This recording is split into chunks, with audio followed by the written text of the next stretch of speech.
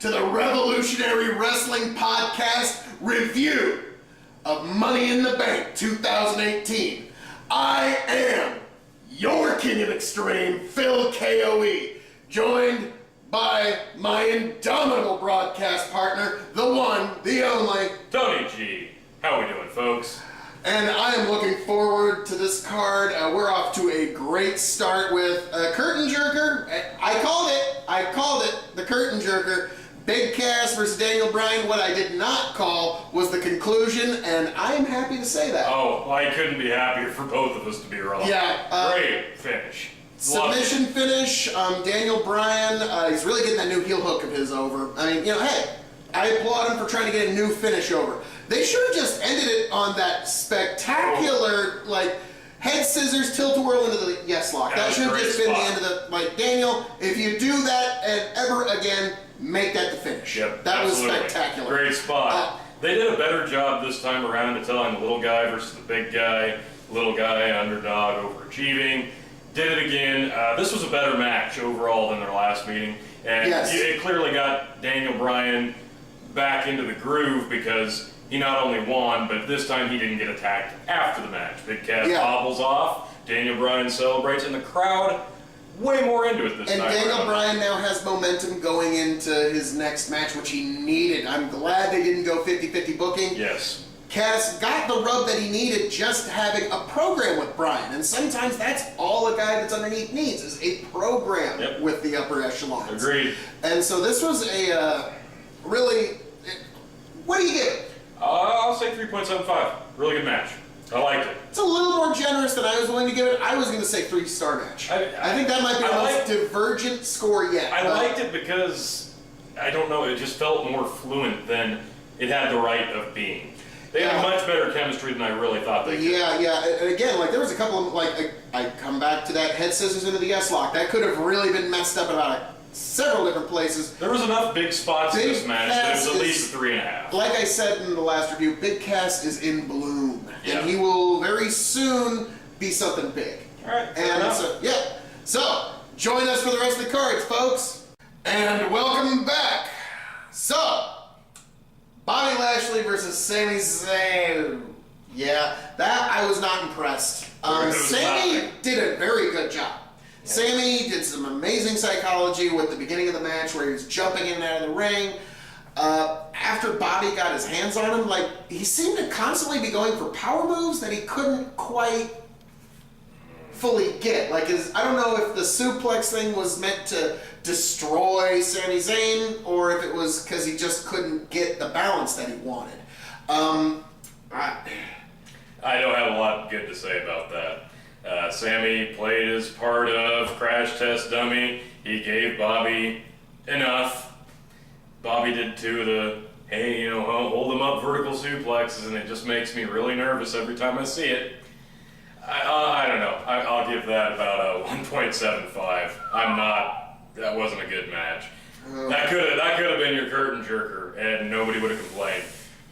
Not a fan of Lashley. It's not a secret. Not a great match. Not strong on either guy's part. Sorry. Well, I will say that this particular evening, we did not love Bobby. No. So, I am going to disagree with you, be a little more generous, and give it 2 stars. All right. I thought, again, Sami did amazing psychology. It's just, again, the end, I don't know if that was botched or if it was meant to happen that way. And that's never good when you're left with that impression on the match. So, 1.7. Well, we got a lot more money in the bank to go from here tonight. Well, we'll just have to sit about 5 more commercials for stuff that's not even on the pay-per-view. Yeah, that is the other odd thing, is that there's a lot of commercials on a pay-per-view. For non-WWE stuff. Yeah, I can understand if it's promoting their content, but it's not. Well, we'll see what's next. Join us. And we are back with our review of, while a good match, a travesty in the world of the Revolutionary Wrestling Podcast, Seth Rollins, that lying, cheating ne'er-do-well, with a handful of tights to secure the victory against the Great Elias, who my prediction of him losing by disqualification did not pan out. And Tony G has acquired 1 point. 2-1 right now out of 3. Yep. So, beyond the obvious travesty that was the outcome, I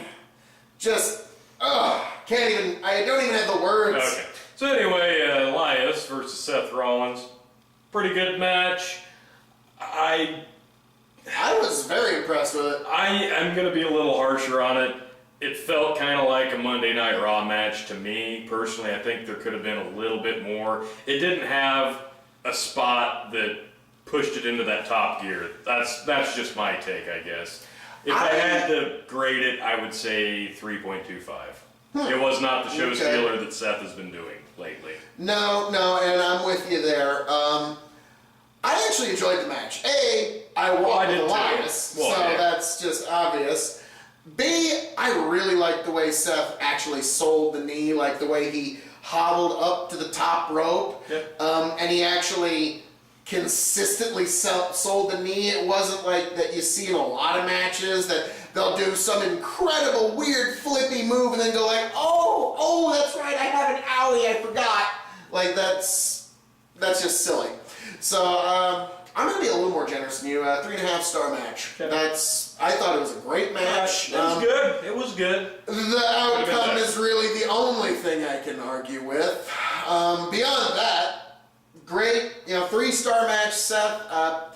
I don't think I've rated a match lower for Seth than 3. Oh, you can't. I think this might be the lowest I've ever rated him, and it's not because it was a bad match. No. Or 3.5, sorry. 3.5. It could have been better. So I think the lowest I've ever rated Seth is 3.5 stars on the match. So there you go. So there you go. Excellent work on the part of both of you. I was wondering how are they going to keep Elias strong, and they did it with the good old-fashioned handful of tights. So I'm looking forward to seeing what both of you bring in the future.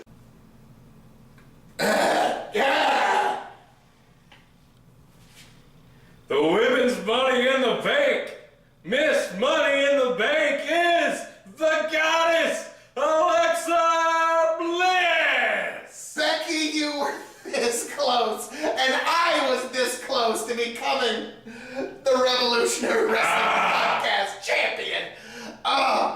This is like Greatest Royal Rumble all over again. It felt great. This close. The right woman won. There's not a woman in that match that could do more with the briefcase than the goddess herself.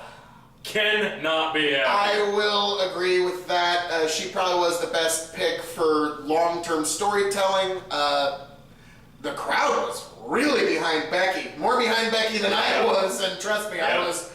Becky had a lot of support. I was betting it all on Becky. Charlotte had a lot of support. Alexa had a lot of support.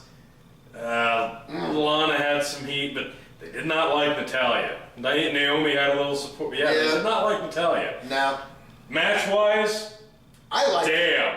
It was a damn fine match. Wow. I'm going to go out on a limb. 4 stars. I'm going to agree 100%. That was a 4-star match. Yeah. Just because, again, I have to stress this. Sorry, Yellow Brand fans, but that's how you do a ladder match. With actual wrestling between spots. The spots that the girls did just now, timed brilliantly, and the moves and the wrestling in between the spots, top notch. You get that advantage with 8 competitors. I'll give you that. All that said, my one big gripe, unfortunately, is with Alexa Bliss. She was about a second and a half. Like 2-3 seconds off. Yeah, she should have been in the ring a little sooner. So really, there is controversy here. There's not. And perhaps Becky Lynch should actually be the Women's Money in the Bank winner, making Phil KOE the de facto Revolutionary Wrestling Podcast champion. If that's the case, then let us know in the comments what you think. Maybe Becky should have learned how to lift the briefcase off of the hook. But she did in fact have the latchy thing unlatched. She did. But she never had. Some very deep Alexa Bliss is Miss Money in the Bank. And I'm going to say it. I would not be terribly shocked to see her cash in later on. That's possible. It is. I don't I would think love so. to see her with the briefcase for about 3-4 months. I don't think they should because her with the briefcase is great long-term storytelling. Yes. Hell, look at what Carmella was able to squeeze out of that. Exactly. So think of what you give Alexa Bliss a couple months ago. Actual talent. Yes. Ouch. Well, we're going to see. I mean, she's coming up later, but... We will see. 4-star women's Money in the Bank match, and also... I go up 4-1 on the points. No Ellsworth, so that's almost worth the points losses. It is. So, all right. We got a lot more money in the bank Looks like we got Jinder and Roman up next. Well, that is all that greatness that just happened, and now we're about to deflate that hot crowd. I'm sure the Chicago crowd is going to be insane for it. Catch you later, folks. Yay. Roman won. A conclusion that I was truly shocked by. I could not see that coming. Roman Reigns with a spear and the 1-2-3. I am flummoxed by this conclusion. I don't even know where the obviously main event scene goes from here. I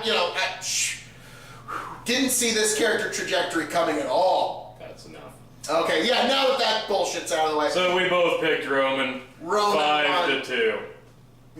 There you go. Roman won.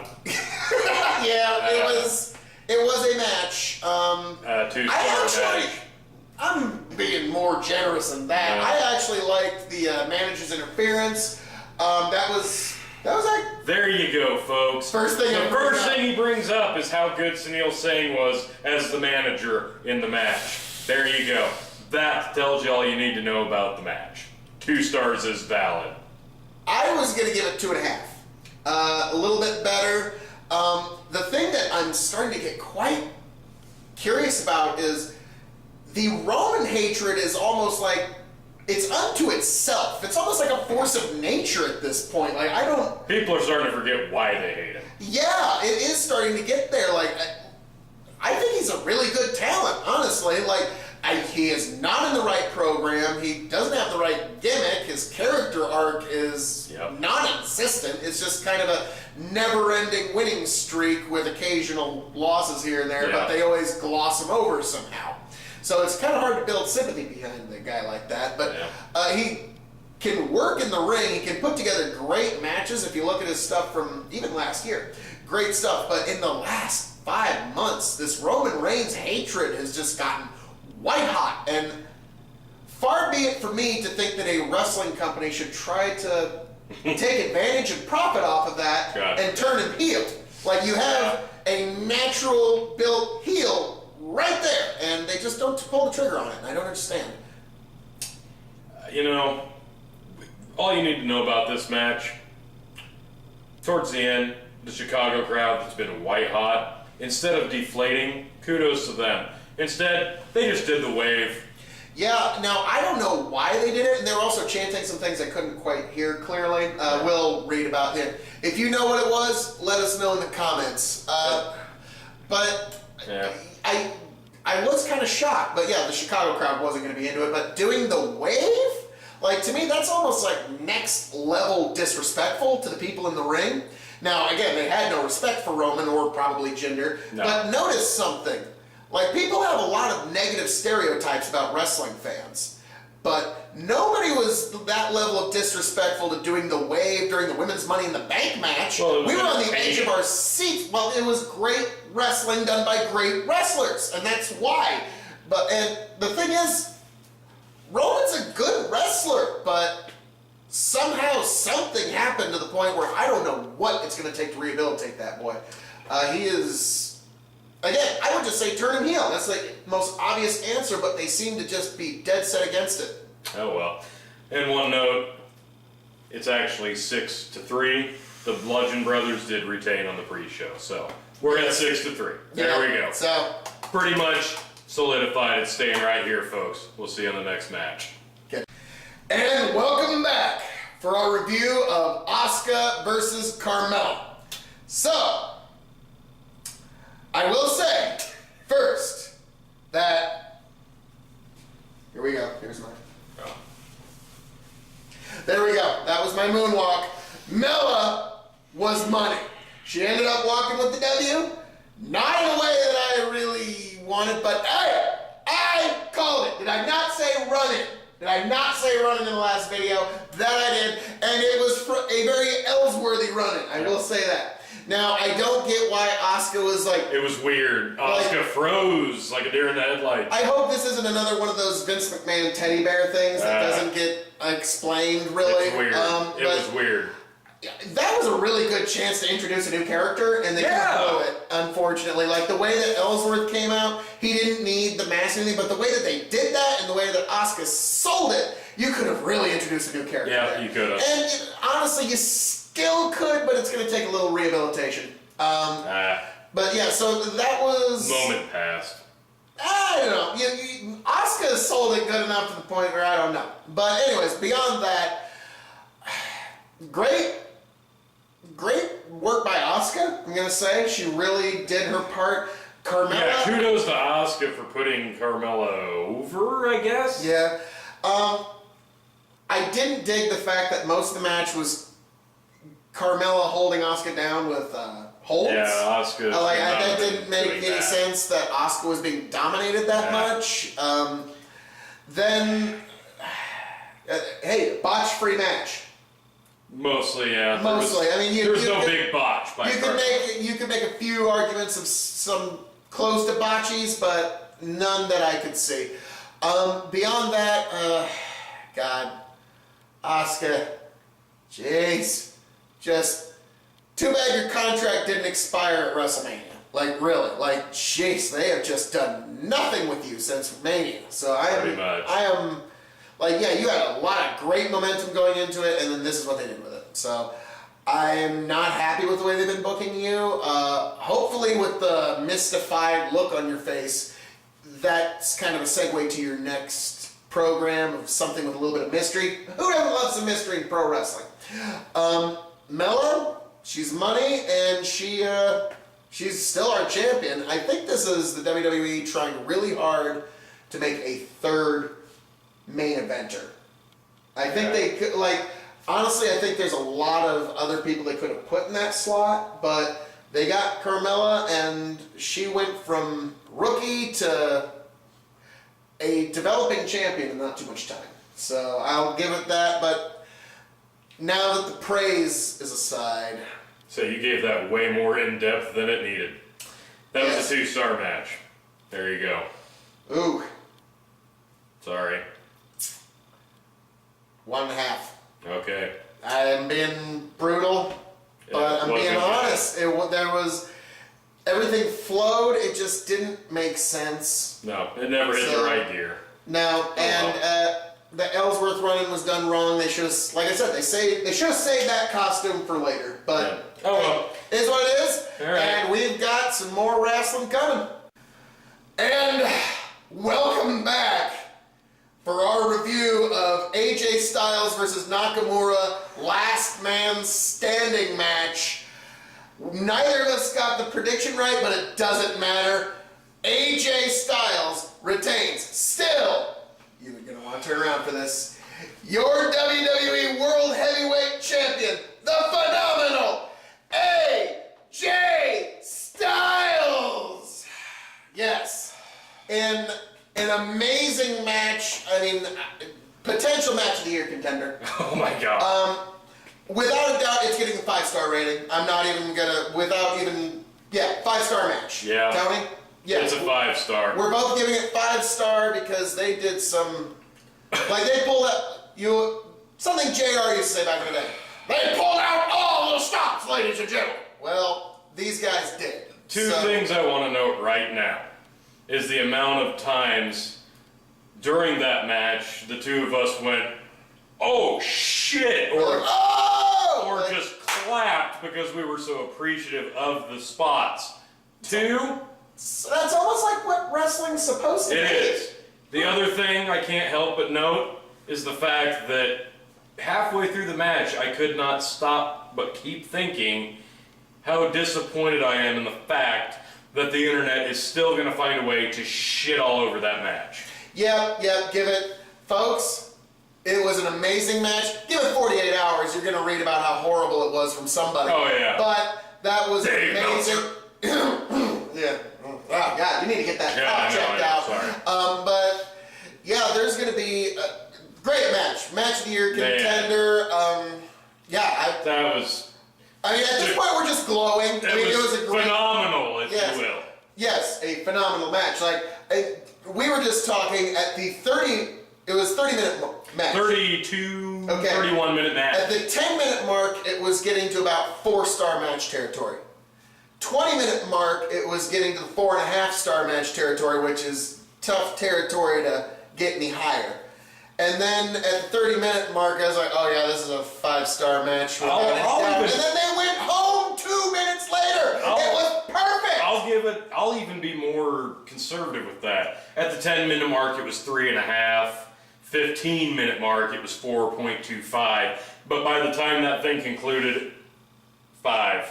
All the way, because those two guys not only gave us an entertaining match that was stiff as holy hell, they told one of the best stories in the last several years. Anybody that's wondering, any rookies that are wondering, what's the most effective way that I can work WWE style? There you go. Watch AJ Styles, Nakamura, Money in the Bank 2018, because that is how you tell a perfect story in wrestling. As someone who was devoted to TNA in its heyday, someone who was devoted to TNA Impact in its heyday, and specifically AJ Styles, being wrong about picking Nakamura and seeing AJ once again raise the title up in victory after that good of a match, I cannot tell you how good that felt. And I'm sure I'm not alone. No, it was...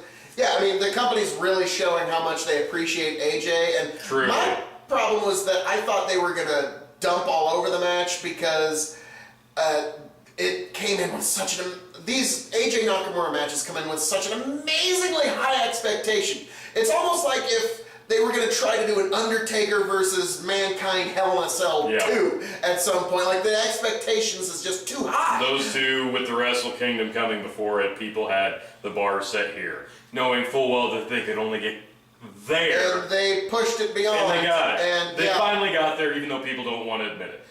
That said, my one big gripe should have been the main event. But we still have 2 more matches to go. So, we'll let you know how they go, folks.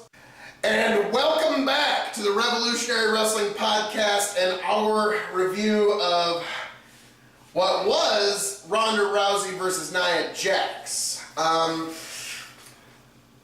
Just talking about the Ronda Rousey versus Nia Jax portion, we'll get to the rest of it later.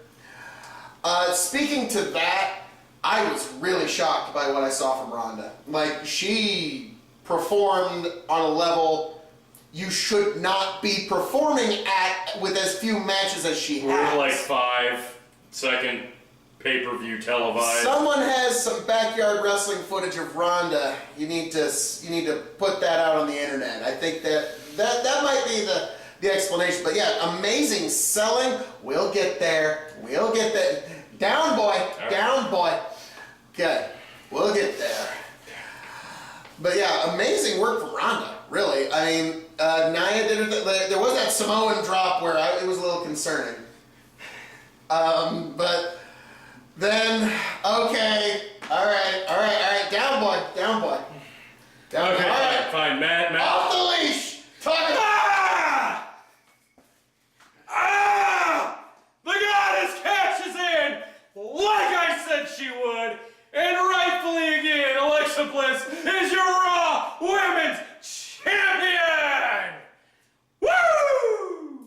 Sorry, Charlotte. I think you can tell who is Tony's favorite female wrestler. During that match, and granted, okay, fine, grade it quick. I'll give it 3.5 for what it was. The match, yes, 3.5. Since there was no finish, that's why it gets a 3.5. Kudos to Ronda. Kudos to even Nia, who I'm usually not kind to. Mm-hmm. Pretty good match. In regards to cash-ins, that's got to get like a 4 or 5 stars. Oh my God! If you're going to use the entire thing, 4.5 easily, because that was freaking great. No, I think you should grade cash-ins and a grade on their own, and that one was one of the best cash-ins. That was upper echelon. Like, she beats up Ronda, she starts just swinging the suitcase around, and she just like keeps teasing, am I gonna, no way, let me beat up Ronda. Great. Am I gonna, hang on, let me just swing it at So, like, Both- yeah, just swinging it. Both Nia and Ronda come out looking strong, and Alexa, of course, comes out looking amazing, And this, as she should. and this Not 5 seconds. I have to mention, because I'm a egotistical son of a bitch when it comes to this. I will attest to this. 5 seconds before it happened, I said, "Here comes Alexa Bliss," and I kid you not, it couldn't have been 5 seconds. Bam! Yep. There she was. And I believe she did hit Nia first, right? No, she hit Ronda first. Did she hit in the Ronda? back, Okay. So it was a disqualification. So Ronda won the match, but we both knew it was going to be a freaking DQ. So you know what? I am so far behind on points. I am just taking that point so my Fine. score is not so pathetically I think you bad. have 4 points then. We'll have to go back and look. I'm so jazzed up from the Nakamura match. And that was amazing. Even though there was like 2 matches like graded worth shit, this whole card I'm just over the moon about now. That was a beautiful cash in. The one bittersweet thing I do have to mention though, I am kind of heartbroken that now we don't get a long tenure of Alexa Bliss carrying around the briefcase, wondering when will she do it. Yes, Because but gosh, it would have been such if a you were great to prop. ask, yes, it's a great prop. You're absolutely right. Would have been great for her. If you're to ask But- her which prop she'd rather carry, You know what's for better? months, You know what a better prop is? That title belt. Congratulations, Alexa Bliss! Congrats. And also, Rhonda, amazing work from you. Nia, you did what you had to do, and you actually made yourself look like a real power monster there. Great work by all you girls. Good job following Ladies, a that's up 5-star to you. match. Yeah, and that too. And the main event of Money in the Bank 2018, yeah, impressed me. Wow. Woo. Braun, everybody got these hands. They sure did. Wow. Damn. Kevin took one hell of a bump. He only needed one, and it was a hell of a one. He took a good bump. My Finn God. Balor's coup de grace. I mean, everybody. had Braun that being bump. under the ladders, Finn grabbing the ladder, Braun emerging and grabbing the ladder. Rusev's triple camel Oh, it was clutch. That great. was pretty good. Everybody. Samoa Joe, you got your sleeper hold over really well. I'm sorry, it's a sleeper hold. Don't care what. It's a sleeper hold. Come on. But Jesus. yeah, that was. There were some nasty spots in that. Yeah. My God. Yeah. I They're also all like gonna know the they were gimmick in a ladder fight. that Braun just rammed right through. That was kind of neat. Beeline ladder folds as they're holding it. That was a great spot. Oh, that was hilarious. So, I'll be honest. First, I'm gonna ask, what do you give it? You know, it had a lot of outside of the ring storytelling, which was expected because that's what that match needed. And since it was the main event, it needed to be the traveling match. Even though AJ Nakamura did a bit of that, this was the big one where you've got 8 guys who are doing these Everywhere. big spots. They're everywhere. You've got the outside story of Braun being manhandled by several guys while 1 or 2 guys are in the ring trying to get the briefcase. It did a really good job of storytelling the match that it was. The one thing the women's match had on this one was there was more wrestling in between spots in the women's match as opposed to the main event. But that said, the spots in the main event men's Money in the Bank match were probably a lot nastier and stiffer. I mean, Kevin's bump alone, Oh. I mean, kind of bumped it up a few bars. Damn. And yeah, Kofi. He's still laying. Kofi got a change. My personal opinion as to why Kofi was in the match is because Big E and Xavier were at Hell in a Cell. So There they you got to go. do the Hell in a Cell match. Kofi gets Money in the Bank. Kudos to Kofi for being in it. It's not his first rodeo, and So- that was good. How many stars you give it? Man. On a scale of It's a tough Money in one. the Bank matches, it's even hard to scale, but I'll give it. I'll give it 4, even though there wasn't a lot of wrestling in the match, other than the few moves that happened in between the spots. And let me be frank, there were minimal wrestling spots. It was a lot of ladder action and big table bumps and things of that nature. But it worked. It worked well for the guys that were in the match. They did it very well. They made it very believable. And the story that was being told was very entertaining. So I will give it 4. I am torn between giving it 4 and 4.5. Okay? Like that. I can't give it 4.5. It doesn't deserve it until the Kevin Owens bomb. And that one, it certainly doesn't get 3.5 because of that. No. So in the end, I am going to land where you landed, 4 stars. Very fair. I can't give it 4.5 basically because even though the ending where Braun is on the ladder with Kofi on his back and still manages to get, and the bump that Kofi took off of his back off the ladder probably won't get enough praise, but the ending in itself, I felt there could have been just a little bit more pizzazz to really push it over that. So I will give it 4. I think that's why I'm sticking at 4. Yep, I'll stick with that. Great event overall. It's kind of a wrap up here of the overall event. There was some good matches, there was a couple really bad matches, but you're going to run into that with 9 matches on the main card. What do you give overall?